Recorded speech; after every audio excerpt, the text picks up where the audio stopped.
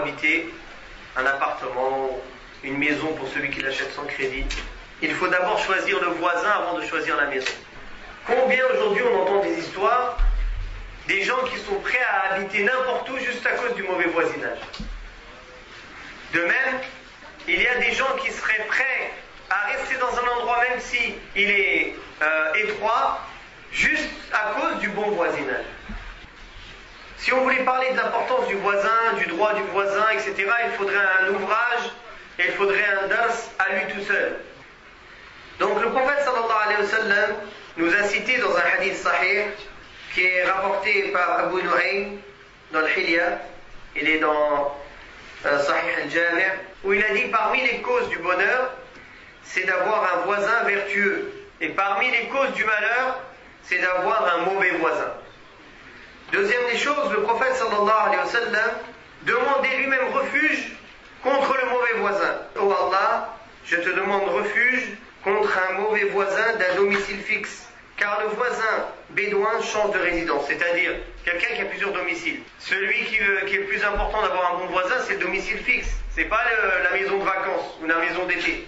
Là-bas tu patientes un mois, tu pars, il n'y a pas de problème. De même que le prophète sallallahu alayhi wa sallam nous a ordonné de demander protection à Allah contre un mauvais voisin. Et il a dit chercher protection auprès d'Allah contre le mauvais voisin d'un domicile fixe, car le voisin bédouin te quitte. Et donc, juste ces hadiths là qu'on vient de citer, mes frères et mes sœurs, ça nous montre l'importance du voisin en islam. Et que le bon voisinage, ça peut avoir un effet positif sur ta manière de vivre, car le voisin, il est proche de toi. Surtout aujourd'hui, avec les HLM, le voisin c'est comme s'il habitait chez toi.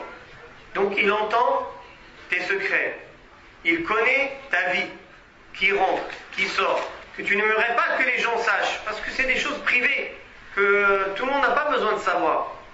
Il suffit qu'un jour, par exemple, tu te sois disputé avec madame, le voisin t'a entendu. Tu ne vas pas aller crier sur tous les toits, tel jour je me suis disputé avec madame. Donc un bon voisin c'est important, pourquoi? Car il va cacher tes défauts. De même qu'un mauvais voisin c'est le contraire. Ah, je l'ai entendu, toujours en train de crier, je l'ai vu rentrer tel chez lui, j'ai vu sortir tel, là il a acheté telle chose. Ils ont de l'argent, à chaque fois je les vois rentrer, course amri, des commères.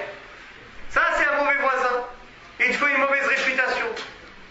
Et je connais des gens, subhanallah, ça leur est arrivé exactement ça. Il s'est retrouvé à un endroit avec des gens qu'il ne connaissait pas du tout.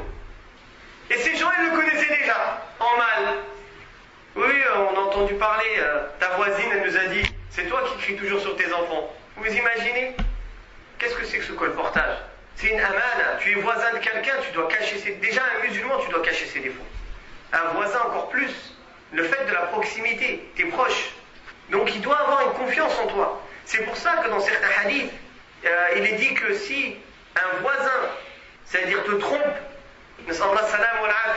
une femme dérive et part avec le voisin, c'est pire. Le châtiment il est pire et la gravité du péché il est pire. Pourquoi? Parce que c'est quelqu'un qui est proche, en qui tu aurais dû faire confiance. D'où l'importance, barakallahu fikum, de choisir un bon voisinage. Des gens de confiance, des gens croyants, des gens d'un bon comportement.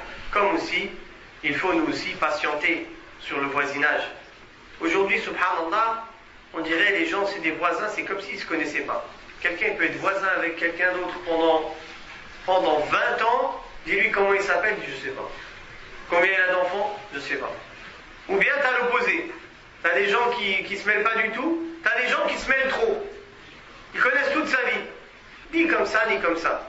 Alhamdulillah, nous en tant que musulmans, on s'enquiert des affaires des musulmans, on essaye de les aider, mais on ne se mêle pas de ce qui ne nous regarde pas. D'ailleurs, le prophète sallallahu alayhi wa sallam a dit, il fait partie comme signe de bonne appartenance à l'islam, de délaisser ceux qui ne nous regardent pas. Naam. Wa sallallahu ala Muhammad wa ala alihi wa sahbihi wa sallam.